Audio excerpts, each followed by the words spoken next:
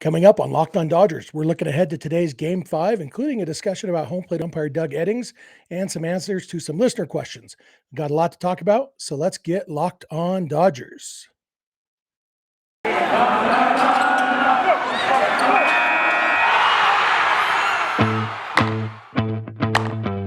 You are Locked On Dodgers, your daily Los Angeles Dodgers podcast. Part of the Locked On Podcast Network, your team every day.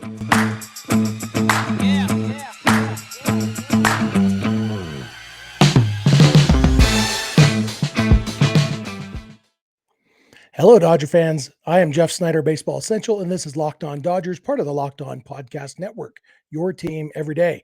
Vince and I are doing a split episode today, so he will be with you for the second half of this show. I want to thank you for making Locked On Dodgers your first listen every day. Remember, this show is free and available on all podcast platforms and on YouTube simply by searching for Locked On Dodgers. This is the daily podcast covering the world champion Los Angeles Dodgers, bringing you the smart fans perspective on our boys in blue. And like I said, I will be doing a split episode, but I won't be alone because I have a special guest with me today. My buddy Mark Simon from Sports Info Solutions. He's got a lot of info about the Giants and about home plate umpire Doug Eddings, who will be the umpire in today's Game 5. So without further ado, I'm going to bring Mark in so we can start talking some Dodgers. Mark, how you doing? I'm good. Hey there, Jeff. Thanks for having me.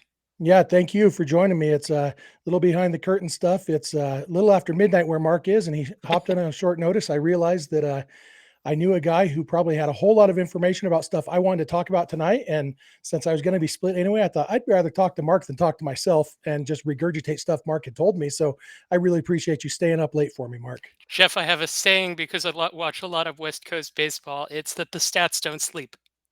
They definitely don't. And yeah, you're in New York, right? I'm in Bethlehem, Pennsylvania. Oh, okay, Pennsylvania. And so yeah, the West Coast baseball, and you do watch a lot of Giants. So we're going to get into the Giants in a little bit. You have a lot. You were telling me before we started, you do a lot of radio spots about the Giants, so you are intimately familiar with the Giants and all their stuff that we can look forward to in Game 5. I'll have some questions for you about Logan Webb specifically and just the Giants in general. But first, I want to talk a little bit about home plate umpire Doug Eddings. It's frustrating to me that the umpiring is such a big part of the story. And Vince and I joked on yesterday's episode that in Game 4, the story was that the home plate umpire wasn't part of the story. You know, he had a 94% game. He was exactly average, and we could go for more of that average, you know? Yes. So you know what? Actually, that's a good point. Pat Hoberg, there's that website, umpscorecards.com, I believe it's called. Pat Hoberg rates as one of the most accurate umpires in baseball in terms of at least by the computerized strike zones and what you see on TV. And what you saw in that game bore it out. He's very much like that. And as a result, what's kind of funny is he ranks at the bottom in our kind of like umpire strike zone statistical base because most umpires have an area where they give a little bit. Pat Hoberg manages a pretty tight plate. Like he calls the strike zone as the strike zone is supposed to be called. Crazy concept. And when the robots come in, their umpiring will probably be somewhat similar to Pat Hoberg. If you were going to point to like an umpire that their umpiring was going to be similar to. Now, a bunch of the umps in this series, that's not the story. And what's funny is Carlos Torres, who umped the game earlier in this series, he had Game 1, if I'm not mistaken. He has one of the smaller plates in baseball, somewhat similar to Hoberg, but he expanded. And it was like, I texted the Giants people that I work with in like the third inning. I was like, this isn't him. Like, this is different. He defied the scouting report, as Logan Webb did, by the way, in that game as well. So yeah, and as you can see, there's a headline right below us talking. Doug Eddings has the biggest strike zone in baseball, and he's got Game 5. Yeah, and you know, it's Carlos Torres. It seems like it might. You know, we can't get into the players' heads, and it's a losing battle to try. But it seemed like some of those early calls that went in favor of Webb outside the zone may have changed their approach, had them chasing more than maybe they should have. And you know, we're hoping, okay, well, maybe next time they face Logan Webb, we'll get an umpire with a smaller zone, and instead we get Doug Eddings, the biggest zone in baseball. You know, and in between there, we had Angel Hernandez and Ted Barrett, who both they rank, near the bottom. Let's say they are among the worst umpires, which, for some reason they keep getting postseason assignments. I'll withhold on calling someone worst. I understand why other fans would, and I will let those be your words and not I mine. respect that. The zones that look the least like what the robot zones will look like. Yeah, so let me make a point about the subtlety of this too, because the one thing that did happen in Game 4 is that Tyler Rogers came on in relief in the middle innings, and he threw a couple of pitches that were very close, right around the knees. That is a pitch that he has gotten the entire season. He gets that pitch as much as anybody in baseball, and I think it's partly because he's coming from a low, release point, that the catcher's getting it like on the way up as opposed to catching it on the way down.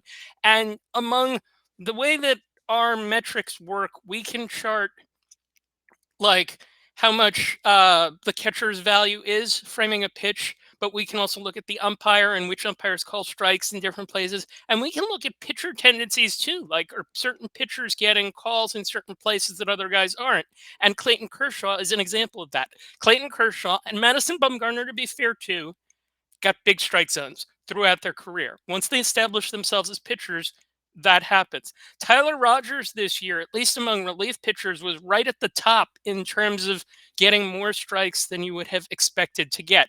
He got them in games earlier in the series. He didn't get them in Game 4, but with Eddings, I think he's a little bit of it's a safer probability that he's going to get him. And again, like, you don't necessarily think about this until you see it impact the game, which you really, really, really hope that it doesn't do in a Game 5. Yeah, and that's the thing. In my perfect world, umpires would blend into the background. Rules enforcement would just be as perfect as possible. And I always say I get my human element from the players. I don't need it from the umpires.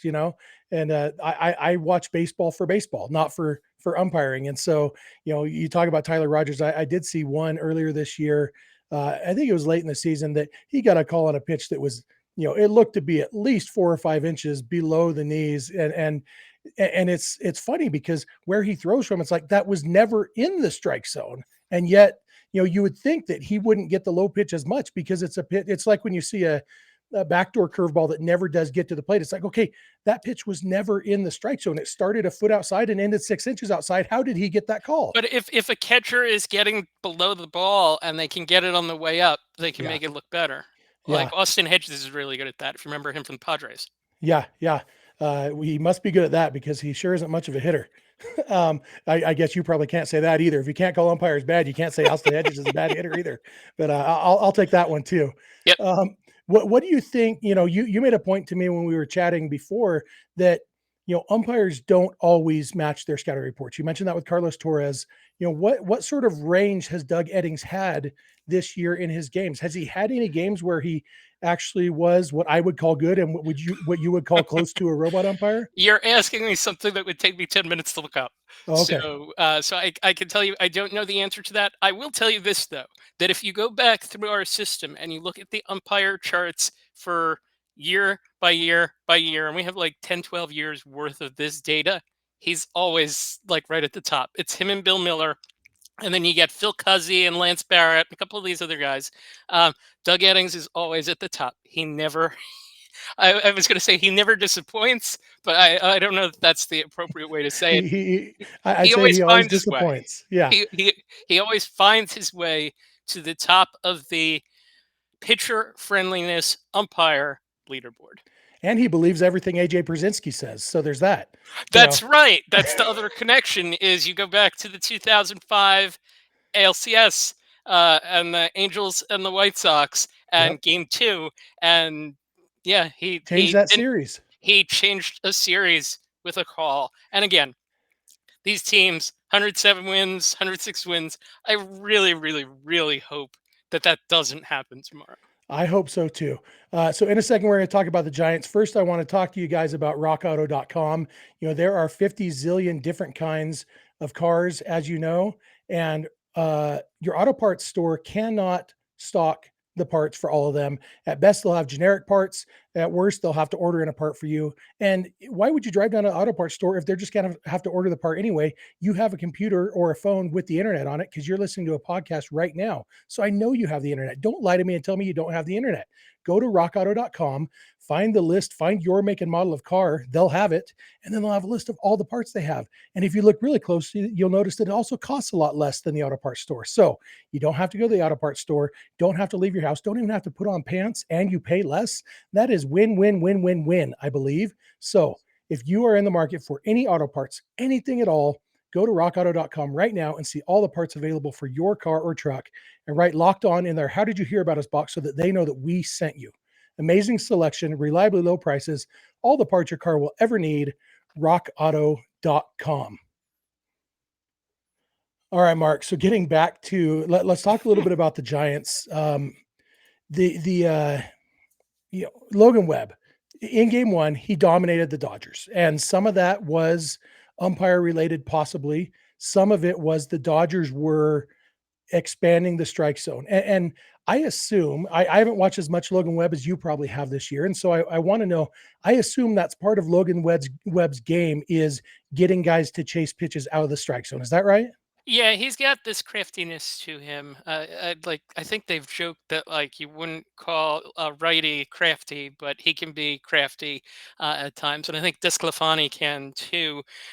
What's been cool for Logan Webb is like this evolution of how he pitches, and like how I guess it kind of goes according to feel. Like so, his first start of the season, he threw like his pitch mix was like crazy heavy changeups, and the Mariners crushed them over and over and over again. He gave up like 9 hits on the changeup. As the season progressed, and he talked about this, he found his like appropriate pitch mix balance, and the changeup had its really good games, and the slider had its really good games. He didn't necessarily have to have both. If he had one, he tended to be in good shape, and if he had both, he was in great shape. And you would see it, and he had both against the Dodgers. And he did things a little bit differently, like his lowest fastball percentage of the season in the start against the Dodgers. So I think he thinks it really well, and I think it helps him too that he's got the Hall of Famer behind the plate, the Dodger tormentor, who can kind of guide him through. Buster's defensive numbers aren't necessarily that good this year, but I think come playoff time, I think he's the guy that you want back there guiding the staff. I was watching MLB Network this afternoon, and they were talking about Logan Webb and Buster Posey, and one of the people I don't remember which one compared Logan Webb a little bit to Matt Cain, and then somebody else made the point that well maybe that uh, because Buster Posey has so much experience catching Matt Cain, and now having a guy like Logan Webb with a similar repertoire, and Posey had so much success with Cain that maybe that helps Webb out a little bit. Yeah, and that's true because Kane had a good changeup too, and he wasn't overpowering. Like Logan Webb isn't typically. You don't think Logan Webb is going to strike out 12 or 13 in a game. You think if he goes 6, maybe he gets 7. He's not going to necessarily overpower you. So that I think that that's a comp to buy into. By the way, while you were reading the commercial, I did quickly look into Doug Eddings, and I was looking at like the range of how frequently he calls a strike game to game. I would say if you were going to describe games as being on the low end, he only probably had like 3 or 4 of those out of 30-ish games this year. So I wouldn't count on it. All right. Do you have any concept of do teams like when a catcher and a pitcher are talking about their game plan, do they look at okay, we got Doug Eddings behind the plate. You've got this changeup that you like to throw low. Doug Eddings calls that pitch. Let's go change up heavy today because we're going to get calls on that. So we interviewed at our company. We have a podcast. I've interviewed one catcher, then and a couple of others uh, at other times, and they say things like, "We're aware of it. We know who the guys are that call a lot. It's not necessarily something that we're going to go specific to. In the end, I'm trying to get my guy to throw his best stuff, and I worry about what my guy can do, and the other stuff kind of falls into place. So I think I'm sure they know, and they know that it's an extreme tomorrow. And I think it plays both ways though, because Will Smith's a very good pitch framer too. Yeah. So going back to Logan Webb, remembering this is a Dodgers podcast, and so our goal here is to give Dodger fans hope. Marcus, um, I uh, got it. you said Logan Webb's not a big strikeout guy most of the time. He struck out 10 in 7+ innings the other day, maybe more than the Dodgers should expect from him. What do you see? If your goal here was to give Dodger fans hope, what could happen in this game with the Dodgers seeing Logan Webb for the second time in 5 days after getting dominated by him last time? So I'll give you two things that I think are important. One is knowing that the Dodgers chase percentage is what it is for the course of a season, and that they had a bad day that day as it related to that. Like that was to me felt like an unusually bad game for chases. So I guess I would say maybe they can pick up when he's throwing the slider and the change and they'll lay off it better this time. The other thing that I would point out, and it's, I guess, less of a hope now than it was a couple of months ago. Logan Webb's splits are such that he's first time through the order is like a Superman, and then the second time and the third time through the order he's more, I guess, human. Not necessarily with like home runs and stuff, but he gives up more hits. First time through the order for Logan Webb, 190 batting average against OPS in the 500s. Second and third time through the order, it's more it looks like it's in like the 260s with an OPS 680-ish or so. So it might require being a little, so that's what it is actually. There we go. Patience at the plate, and then patience with the understanding that you might not get to him early, that it might take the middle of the game to get to him. Now, Those are the two things that I would point to for Dodger positivity. awesome. That times through the order thing, that applies to almost every pitcher. They get Yep, worse each time through the for order. sure. Um, do you think, and I know there's been a lot back and forth. I don't know if there's an accepted reason for that, if it's just fatigue on the pitcher's part or familiarity from the hitters or both. But to the extent that it is familiarity, do you think seeing Webb for the second time in 5 days that there might be some of that familiarity and they may be able to bump into that in the first time through the order? I don't have studies in front of me. I wish I did. I would be willing to bet that seeing a guy the second time around helps you out. That's just a feeling. Yeah, but again, that plays both ways. Remember that because the Absolutely. Giants have shown that maybe they don't necessarily dominate Urias, but they've had games where they hit him. They had a game, I think it was it the last regular season start where they got hits against every type of pitch that he threw. So it's not like he's a foreign concept. They also, like, Gabe manages so aggressively with subs and with relievers that they'll do all the right things, I think, along the way to put themselves in position to win. And if Logan Webb can just give them, five or six, they'll find that, they'll try and figure it out. I'll give you another Logan Webb from slightly different. On Baseball Reference, people should know this. If you go to the splits page on Baseball Reference and scroll down at least halfway, there's gold there. There's lots of really cool pieces of information. Logan Webb, when he gets to pitches 76 and higher, the opponent's batting average is in like the 330s. The OPS is in the high 800s. That's more encouraging, I guess. So again, if you're looking for Dodger positivity, there it is for you. Yeah, absolutely. And Gabe Kapler has said that everybody's going to be available. He talked about Gosman specifically. It seems like they're willing to go with a piggyback start if that's what it takes. And the way that Logan Webb pitched against the Dodgers in Game 1, I think the Dodgers would welcome that sort of piggyback start. Okay, Yep. all right, you just want to get Logan Webb through the order 1.5 times and then give us a break. Sweet, we'll take that. But So go that ahead. was the thing. The Giants wouldn't let, like, Logan Webb wouldn't let himself be taken out of that game. That's what Yeah, was really cool about it. Like, it was like I'm sitting there kind of managing along with Gabe, and I'm like, don't take him out. Don't take him out. There's no reason to take him out.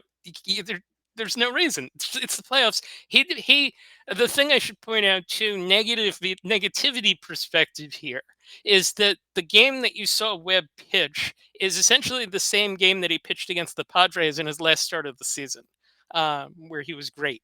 So this is 2 in a row for him, and maybe the third time will be just as good. But back to positivity, the current Dodgers are better than the last day of the season Padres were. Yes. Yes. Well, is Cody Bellinger in the lineup? That's the most negative I'll get. Sorry. Hey, Bellinger had Clarify. 2 hits in game 4. He did. He Yep. did. And he had a big hit in game 2.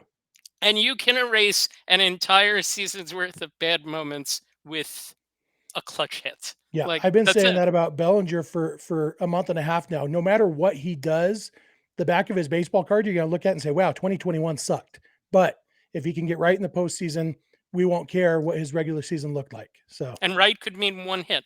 yeah. Yeah. You know, if it's the right hit and if it's not chasing 3 straight changeups in the dirt, which he did against Logan Webb in Yep. game 1, you know, that's what we'll hope for. So, you have any other Giants tidbits before we let you go, Mark, that you feel like Dodger fans need to know? Sure. I would say if the game's in the 9th inning and you're down by a run, Camilo DeGrom is going to cause you a lot of trouble, just like he has earlier in this series. Oh, Camilo DeGrom is Mark's favorite joke right now. Yes. And, you know, one Jacob DeGrom is enough. And Yeah. the Dodgers saw him. He came in, and you know, in fairness, he did give up what most of the time would have been a game-tying home run to Gavin Yes, Lux, for and instead it sure. was the last out of the game. But yeah, that dude can pitch, and I think maybe the Dodgers just need to hope that the pressure of the postseason gets to him if it gets to that point. Yeah, Edwin Diaz is probably the better comp for him. Fastball, slider, nastiness, I like that one 100. a lot more. Yeah, I like DeGrom just because the name sounds closer to Duvall, so that's kind of neat. And I'll say this too: if you saw that guy in the first 10 games that he pitched this season, you'd be laughing at the idea that he was going to be a useful piece now, let alone the guy who's going to pitch the 9th inning if they're going to try and win the series. Yeah, It's really amazing his transformation. the Giant, you know, and you could say the same for Logan Webb. You know, Logan Yep, Webb, the last couple of years, you wouldn't have expected him to be the guy who is the ace for the best team for in sure. baseball. Yeah. Absolutely. Well, Mark, I really appreciate you taking the time late at night to talk baseball with me. Game 5 is tonight when you guys are listening to this, and it's for all the marbles, one way or another. One team with 109 wins is going home, and the other team with 110 wins is moving on. And I hope Giants fans are sad. That's all I have to say. And Mark, you do not have to agree with that. I respect your impartiality, and I appreciate you coming on. You got it. Thanks for having me. BetOnline is back and better than ever as all eyes turn to the gridiron with teams back on the field for another football season. BetOnline is always your number one spot for pro and college football action, especially this season. They have a new updated site and interface that has even more odds, props, and contests, and BetOnline continues to be the number one source for everything football. So head to the website on your laptop or mobile device and sign up today to receive a 50% welcome bonus on your first deposit with the promo code LOCKEDON. That's promo code Locked On for a 50% welcome bonus on your first deposit.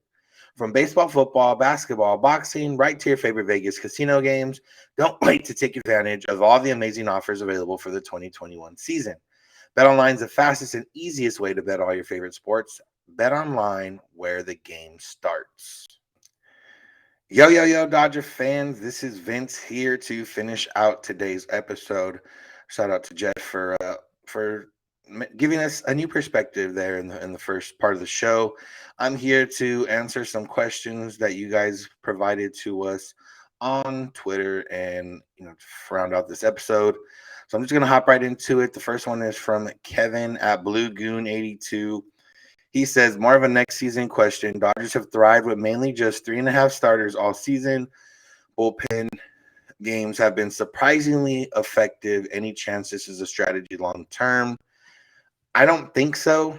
I don't think they want to have at least not 3.5 starters. If it's 4 starters and then maybe a bullpen game every 5th day, that could potentially be a long-term play. But realistically, I don't think so. I think the way the Dodgers would rather have it is have those 5 starters and then your regular bullpen. And just because you run a risk of potentially, if you I guess it depends what strategy is. If you have 4 good starters and then 3 good starters either ready to go, in one of them's long relief, or a few of them are in AAA or AA, whatever the case is, maybe, but I don't think so. I think they want to have the traditional 5 starters in bullpen, and then mix in bullpen games to save those 5 starters every so often, or in long stretches when there's no days off. But I don't think that's a strategy long term.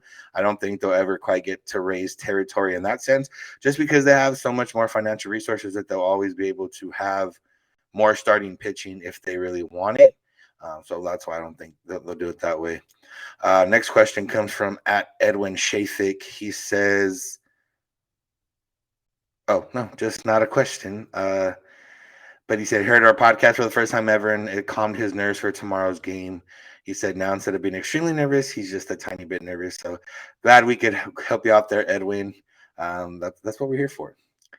Next question comes to Carlos A. De Castro, or comes from Carlos A. De Castro. And he says, I know this is probably anecdotal, but the Dodgers seem to miss a ton of middle fastballs. Is there any way to find out how we compare to the rest of the league in this category? I'm sorry, Carlos. I think there probably is a way to figure that out. And if there is someone to answer that question, it would be Jeff. So we may have to wait until the next episode to figure that out.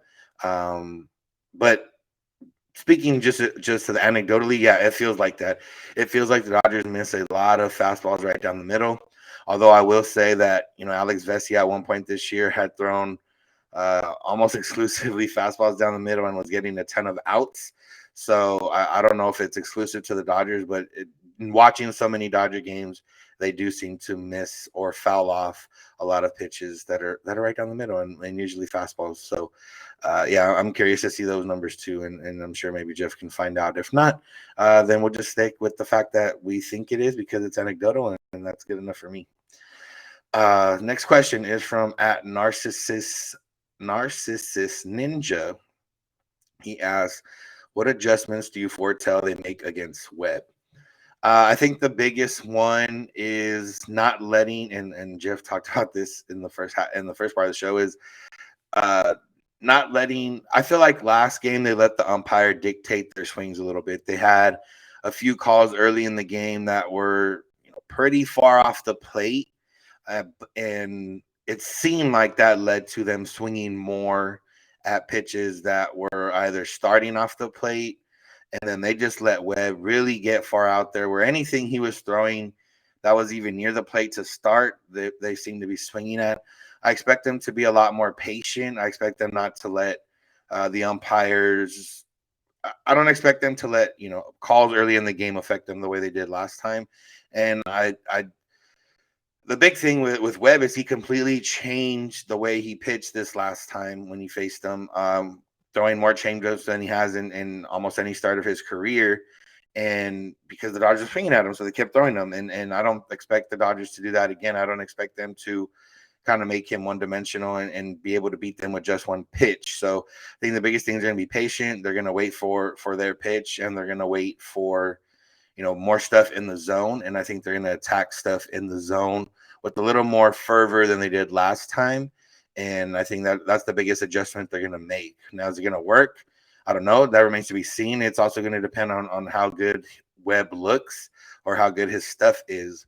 But I think those are the biggest adjustments that they're going to make. Next one is from Adrian at APAC 178. He said, what is going on with Justin Turner? No impact as of yet. Yeah, it's interesting with Turner because he had been struggling for the greater part of the second half of the season, but seemed to turn it up there in the last few weeks of the season. Hit a few home runs and seemingly was back after being dropped down to 6 in the lineup.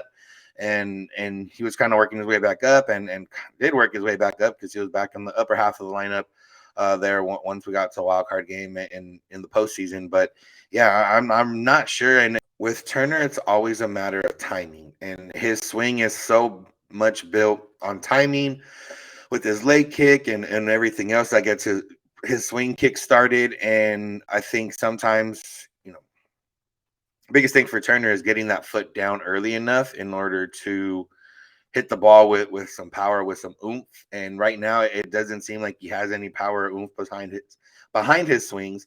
Now, obviously, he did hit the home run off Wainwright, but that was on a hanging curveball. You know, he had all the time in the world to get that foot down, and everything kind of synced up right there.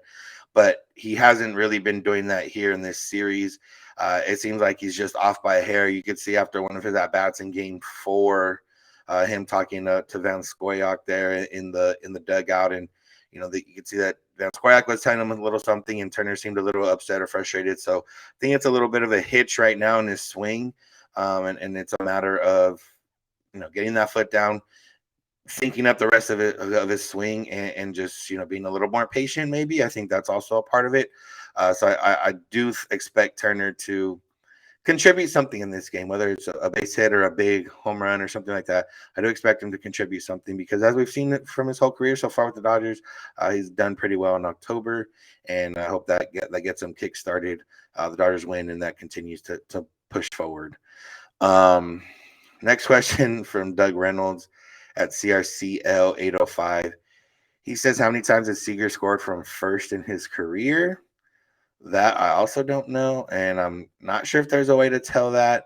But once again, Jeff is the stats guy, and I can't help too much there, so I apologize. But if there is a way to find out, Jeff may be able to find out. Next question is from I Love to Argue. He says, how's the Giants bullpen usage-wise?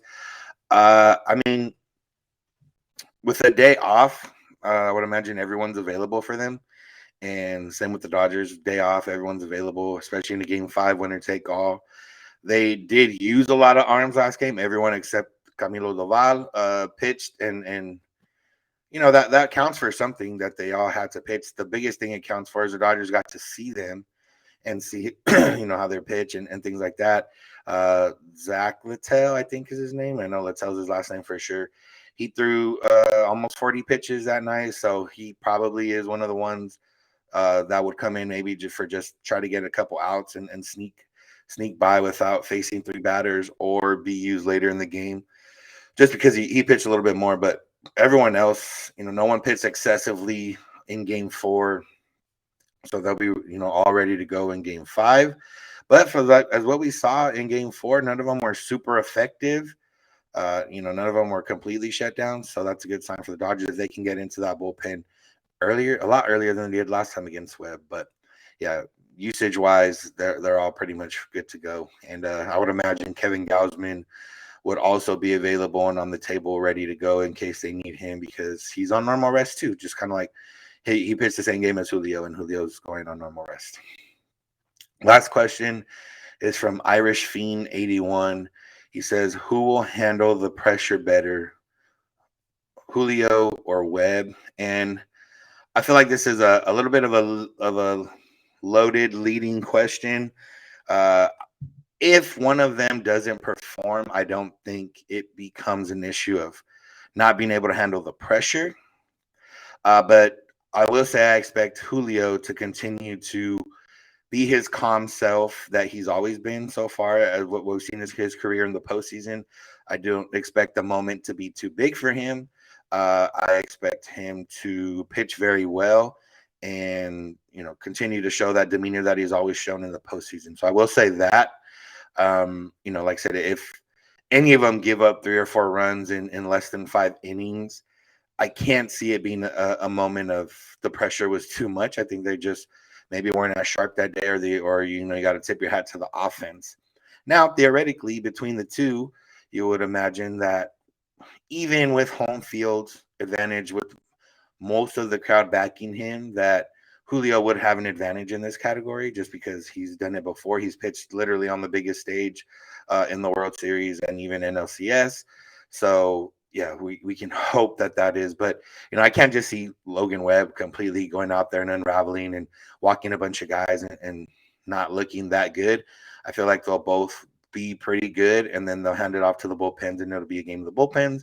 And like I mentioned earlier, I trust the Dodgers bullpen a little bit more than I trust the Giants bullpen if I was Giants fans. But they played on the field, and no matter what I think or no matter how confident I feel, it's not going to matter too much. So That's just the nature of the beast and how things go here with postseason baseball. But I want to thank you for all your questions, and here we are. Depending when you're listening to this, you got either a few hours or a handful of hours before Game 5. May the Dodgers be victorious and make us have a fun episode here in tomorrow's episode, and really show the Giants who is still on top of the NL West and who is still on top of this rivalry. That's going to do it for today's episode. Thank you for making Locked On Dodgers your first listen every day. Tomorrow, we're going to talk about Game 5 and see what happens and either preview the NLCS a little bit or, wrap up the season and let our misery out before thinking about the offseason. So make us your first listen every day, but make Locked On MLB your second listen every day. Locked On MLB is with Paul Francis Sullivan, but please call him Sully. He brings you his unique perspective on the major leagues, past and present. It's free and available on all platforms. We are here every weekday morning, Monday through Friday. Please subscribe on YouTube or subscribe on YouTube or wherever you get podcasts. If you want to follow us on social media, you can do that. Locked On Dodgers on Twitter and Instagram. If you want to follow Jeff on Twitter, he's there at Snydog. I'm at Vince Samperio.